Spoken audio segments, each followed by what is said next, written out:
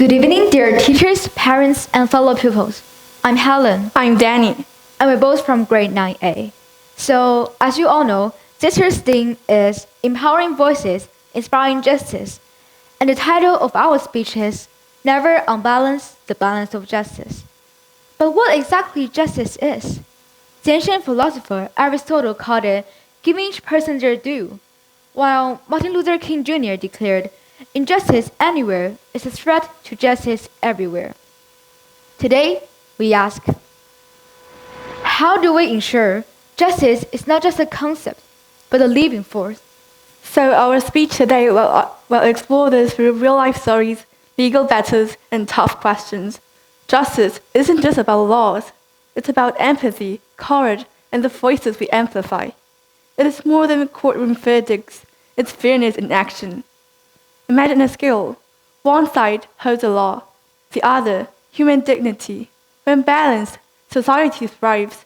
But when power, bias, or silence tip the scale, suffering follows. Legal scholar Brian Stevenson reminds us, justice requires seeing people as more than their worst acts. This means understanding context, like poverty, fear, or systemic flaws, factors that shape our first case. So now, let's explore some justice in daily life. There's a saying that justice might be late, but will never be absent. Well, is it really like that? Let's see. There are parts where justice brings fairness to this world. I would like to share the plot of a movie, Article 20, in Chinese is 第20条, which was very popular when it first showed up at the cinema, and that it referred to a real case. In the plot, Wang Yongqiang, the main character, borrowed high interest from the village bully Liu Wenjing to treat his daughter's illness. But the bully Liu Wenjing did something really bad to Wang Yongqiang and his wife Hao Xiuping. Wang Yongqiang even witnessed his wife being abused and then rushed out to fight against Liu Wenjing. Then Liu Wenjing threatened to kill Wang Yongqiang and ran into the car to retrieve a knife. In a panic, Wang Yongqiang picked up scissors and stabbed him, resulting in Liu Wenjing's death. After that, the prosecutor subsequently charged Wang Yongqiang with intentional injury. Wang Yongqiang's wife, Hao Xiuping, is a deaf-mute person. Faced with her husband's wrongful imprisonment and her daughter's many misfortunes, she struggles in pain and despair. For the police, in the process of handling this case, Han Ming, a policeman, is actually originally adhered to legal elitism. But as he gained a deeper understanding of the case, he began to ponder the true meaning of law. Eventually, together with Lu Lingling, they withstood the pressure and turned Wang Yongqiang's intentional injury crime into legitimate defense, returning fairness and justice to the parties involved in the case and allowing the fairness and justice of the law to be demonstrated.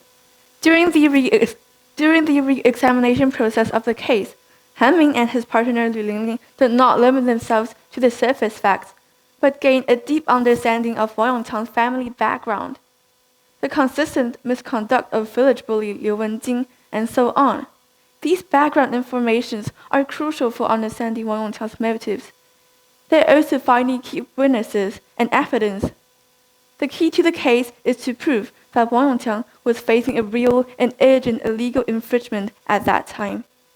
During the investigation, they found key witness Da Yong, who confirmed that the knife was transferred with the help of Liu Wenjing's cousin, and Liu Wenjing's cousin eventually confessed. They have also believed that during the scuffle between Wang Yongqiang and Liu Wenjing threatened to kill Wang Yongqiang and ran into the car to take the knife, which posed a real and urgent threat to Wang Yongqiang's life safety and constituted an ongoing illegal infringement. This case teaches us that justice demands empathy. As Han Ming realized, the law must breathe with humanity. Maybe justice will finally come. But, on the contrary, there's the Su Yuan case. In December 2008, a Korean girl, Su Yuan, encountered a drunken man named Zhao Doshun. On her way to school in Gyeonggi Province, South Korea, the kind-hearted girl was suddenly forcibly dragged to the church restroom by this drunken man, kidnapped, and done something really bad, destroying her body, leading to permanent disability. But what's the consequence of the criminal? On the first instance consequence, he was only sentenced to 12 years in prison, starting September 2009. During his time in prison, the psychological assessment results show that he still possesses antisocial personality traits and has a high risk of recidivism. When he was released from prison in 2020, on December 12th, the court issued a series of restrictions, including the requirement to wear traceable electronic ankle shackles and not to approach Suyan's home or school for 7 years, no going out at night time, no drinking alcohol. But then he re-offended and was sentenced. On the evening of December 4th, 2023, Zhao Doushun violated the nighttime outdoor restriction order and wandered alone in the community for 40 minutes, hovering near the security post next to his residence, causing panic among community residents. On March 20th, 2024, he was sentenced to 3 months in prison again and was released on June 19th after completing his sentence. South Korea's laws prioritize rehabilitation, but statistics show recidivism rates for violent offenders exceed 40%. Electronic shackles can replace accountability. Suyan's case forces us to ask, should repeat offenders face lifetime incarceration? And how do we protect the vulnerable while respecting human rights? Or others might think, shouldn't Zhao Doushun be in prison forever? While he harmed another girl?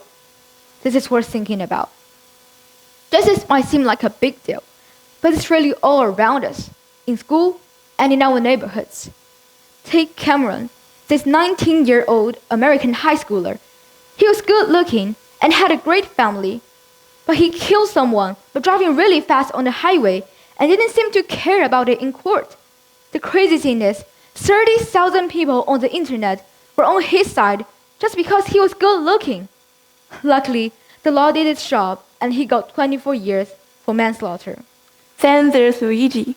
He was a top student with Ivy League degrees, had a high-paying job in Silicon Valley, and everyone liked him. People thought he was an angel, but he got arrested for killing an insurance big shot because he was mad at how messed up the US healthcare and insurance were. People thought he was a hero fighting rich bullies, but the law said his actions were illegal. This just shows how hard it is to figure out what's right and how different people see things. These cases aren't isolated. Globally, marginalized voices like Wang's wife or Su Yuan are often unheard.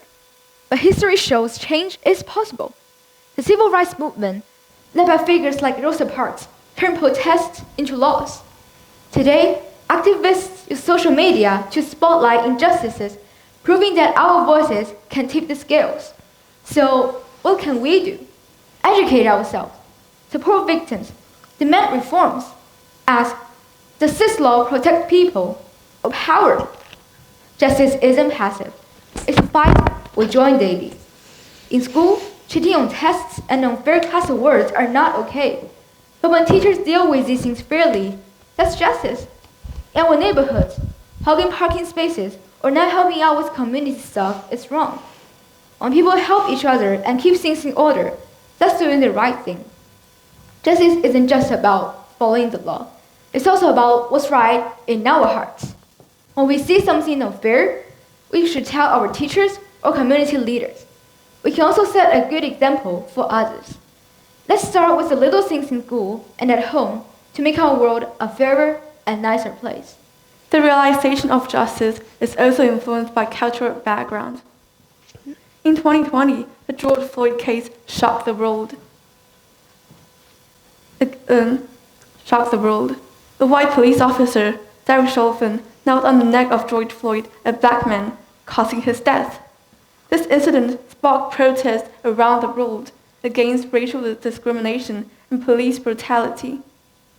Eventually, Chauvin was sentenced to 21 years in prison, but this verdict did not cool people's anger over systemic injustice.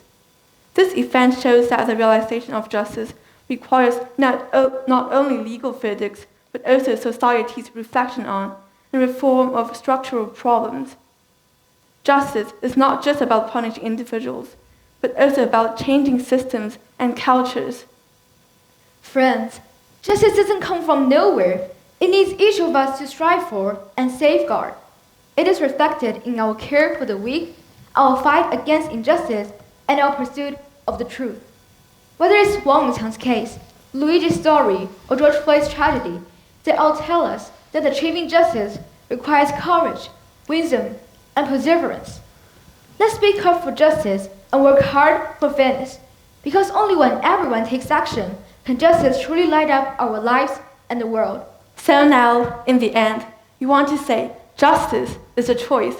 While we ignore suffering or act, while we silence voices or amplify them, we believe that justice speaks all languages. So now, let's ensure it's never silenced. Thank you.